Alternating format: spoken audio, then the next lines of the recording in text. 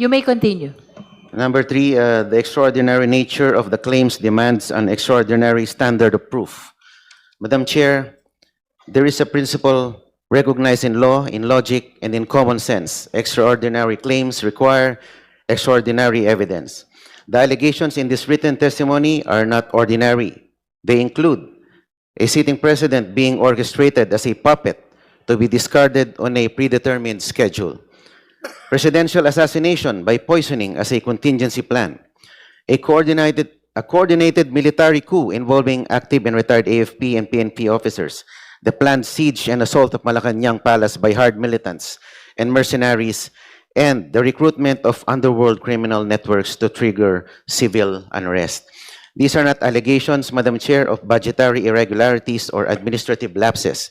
These are allegations of a massive, multi-layered conspiracy, criminal conspiracy at the highest levels of Philippine political and military life. If true, they would represent the most serious threat to Philippine democracy in recent memory. And yet, they are presented to this committee supported by nothing more than a handwritten account from a man facing serious criminal charges If I of his may own. interrupt, Honorable Marcoleta, regardless of the nature and the amount of information that is being disclosed in the affidavits of the resource persons, our standard here is only probable cause. Thank you, So Madam. let it be placed on record that what we're trying to establish here is the existence only of probable cause. That is regardless of the amount and the nature of the information disclosed. Madam Honorable Chair, Tino. Madam Chair, the Honorable Marcoleta just mentioned that he is reacting to a handwritten account, a mere handwritten account of Madriaga. Pwede po, if may I ask the representative to read that part of his statement again? May I correct that if kung ayaw mo ng handwritten, typewritten. Hindi po. Sinabi nyo sa statement nyo, he's reacting to a For handwritten accuracy, that handwritten was never accepted in the committee. Actually, I have in my me- point precisely, Madam Yes. Chair. I have in Nagre-react me siya. Alam ko rin po yung two handwritten. copies of the I have the floor, affidavit. Madam Chair. One handwritten Can and we hear one first the I have Honorable typewritten. Tino? I have the floor, Madam Chair. Yes. Yes. You may proceed. I am aware of that handwritten account. Umikot po yan sa social media kahapon. May mga photos ng handwritten account allegedly by Mr. Madriaga na ang nilalaman ay tungkol sa sinasabi niya, no, yung alleged destabilization plot. However, Madam Chair, malinaw na hindi yan bahagi ng proceeding na That's ito. correct.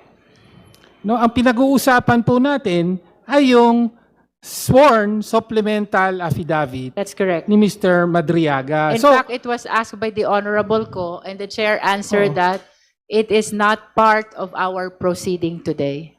Precisely, Madam Chair. Therefore, his whole manifestation is out of order, Madam Chair. Madam Chair, I have here. Okay, two- let's hear the response of the Honorable Marcoleta. Opo, Madam. Are you referring really to the handwritten? to both the handwritten and the typewritten? I have But two you here. cannot refer to the in my- handwritten because it is not in my part of our possession. proceeding. Anyway, So you have to make up your mind. Is that manifestation pertaining to the handwritten or the computerized okay, allow me to affidavit? make a correction to refer to the handwritten affidavit. If this satisfies So you are to the- referring to to the the typewritten. handwritten. to the typewritten, does that satisfy the Honorable Tino? There are only two affidavits that are part of the proceeding of our impeachment hearing. The first affidavit that is computerized and the supplemental affidavit that is computerized as well. So please state for the record and be certain which document are you referring to in your manifestation. For this purpose, ma'am, I'm referring to the supplemental affidavit here. In other words, you stand corrected No, Madam Chair. when you made mention about a handwritten. Yeah, sorry about the handwritten term. All right. Well, let me just point out na Honorable Tino. hindi po eksakto at hindi pareho ang dilalaman That's correct. nung supplemental at saka nung sinasabi niyang handwritten. Kaya Opo. hindi po pwedeng sabihin lang ni Representative Marcoleta, well, I'm actually referring to the Okay, so please make supplemental. sure When that I- your manifestation Opo. is contained or part of the computerized two Yes, ma'am. affidavits of the resource person. Opo, You may continue. the whole content of my manifestation refers to the supplemental affidavit. That is a correction to what you have said earlier. Yes. Yes, ma'am. Please continue. Madam Chairman, the weight of the claim must be matched by the weight of the evidence. As it stands, there is a vast and troubling gap between the two. Lastly, the timing and circumstances of this testimony raise serious questions of motive. Madam Chair, I also wish to place on record my serious concern about the timing and context of this testimony. The document is dated April 11, 2024, if I'm not mistaken, ma'am. It may be corrected on the exact date. April Comsec, 11. can you please confirm it if the date is April 11, 2026? Of the supplemental affidavit. The date of the supplemental affidavit. Okay, it's confirmed April 11, 2026. April 11 ba? Ah, okay. Please continue, Honorable Marcoleta. Okay, ma'am. Winding up. Let me skip that part, ma'am. Okay, Kasi skip. ang Madam akala Chair. ko, this is 2024. Anyway, Madam Chair, this is very critical in the statement made by Representative Marcoleta because he said April 11, 2024. And if we can go back to the records and confirm that is what. Yes, that's what why was I he said it's April 11, 2026. kaya I nga po corrected, kinoconfirm Honorable ko, Marcoleta. Madam, Representative Sendanya, that's why I'm verifying the actual date of the supplemental affidavit. So for Are you the- holding a copy? Opo. What is the date written in your copy? It's rather, the reproduction is rather unclear, madam. No, it's the date of signing and the date of jurat. It's April 11, 2026. Taguig City. Where did you Okay. get your 2024? Dito po kasi tinignan ko sa taas eh. In witness whereof, I have here unto set my It's hand. 2026. Opo. Parang The na... date of signing. Opo, opo. Anyway, Madam Chair, this page is on page 24. So I hope that the good gentleman would look closely at the document. yes, because I we're am making this witness. actually Thank you, Madam Chair. skipping that. Kindly Uh, wind up, okay. Honorable Marcoleta. Specifically, I respectfully urge the committee through a manifestation to require the following before receiving this written testimony into record and giving it any substantial evidentiary weight. Number one, disclosure of whether the witness has been offered promise or expecting any form of It was legal answered accommodation. already by Ramil Madriaga during the clarificatory hearing. Yes, ma'am. Number two, identification of at least one independent, documentary, or corroborating piece of evidence that supports any single material It will claim be the in exclusive this written judgment testimony. of the justice members in the determination of probable cause. Number three, ma'am, clarification of how the witness, a man detained since July 2023, came to have knowledge of and access to the specific details he describes and how those details can be independently verified. That will be a probing question already. It should happen in the trial. It's not a question, ma'am.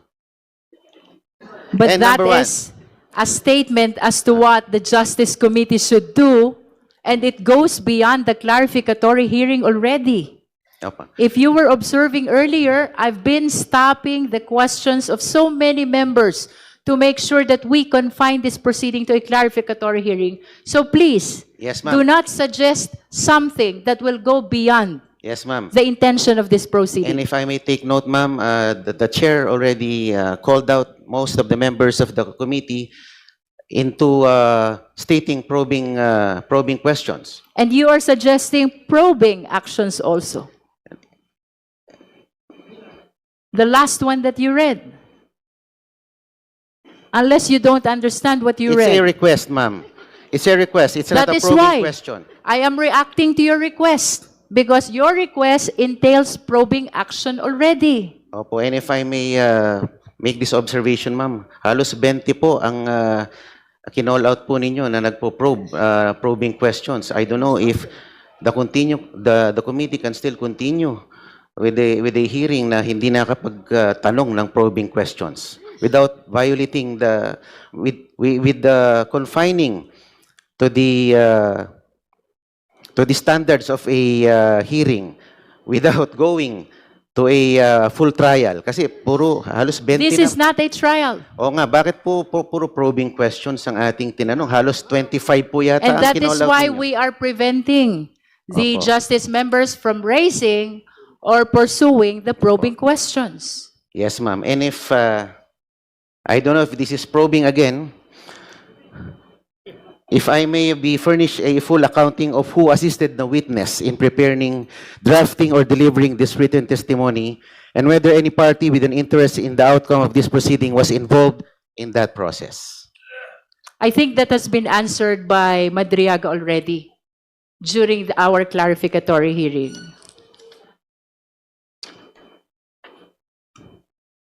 And my final remark, Madam.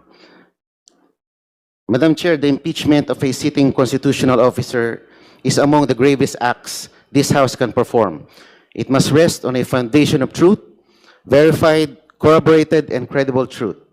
A written account from a detained suspect containing sweeping and unverified allegations of You are touching assassination. again on the credibility of the resource person. With all due respect, Honorable Marcoleta. Madam Chair, I move to strike from the records the remarks of Representative Marcoleta There is a pertaining to the motion to credibility strike of the out from witness. the record pertaining to the statements pertaining to the credibility of the witness. Is there any second?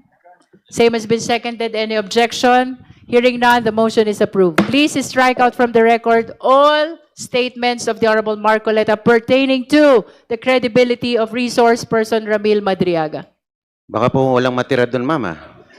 Sana yung final lang kasi Please Wala nang- understand at that least the issues Filipino concerning people are watching credibility kahit na pina-strike out niyo yung mga must be statements ko. raised in the trial Ma'am, and not in this clarificatory ma'am, when you were hearing. interviewed before the media, ma'am, sinabi nyo you're here to test the credibility Please of the confine witness. your Madam Chair, manifestation point of to what order. is happening in this Madam proceeding. Chair, point The of Honorable order. Diaz Suarez. Are you backpedaling? With the permission of Congressman Marcoleta, I think we've given the gentleman enough and sufficient time to explain and expound on his position. We still have so many matters to discuss and so many resource persons have been waiting. So may I ask the indulgence of the good congressman if we can already put and conclude his position and move on with our hearing because, Madam Chair, it's 3:45 in the afternoon. Okay. So We have given let's not him labor more than anymore. 10 minutes already, Besides, although so, the same is protracted. Ma'am, ako lang naman ang opposing dito, oppositors. Pagbigyan Madam nyo na Chair, ako. again, I would like to... That is not a parameter at all, Honorable Anyway, Marcoleta. one We are sentence. equal in this impeachment proceeding. We do not look as to the political affiliation of the justice members. We are investigators here, conducting a clarificatory hearing for only one purpose. That is the determination of probable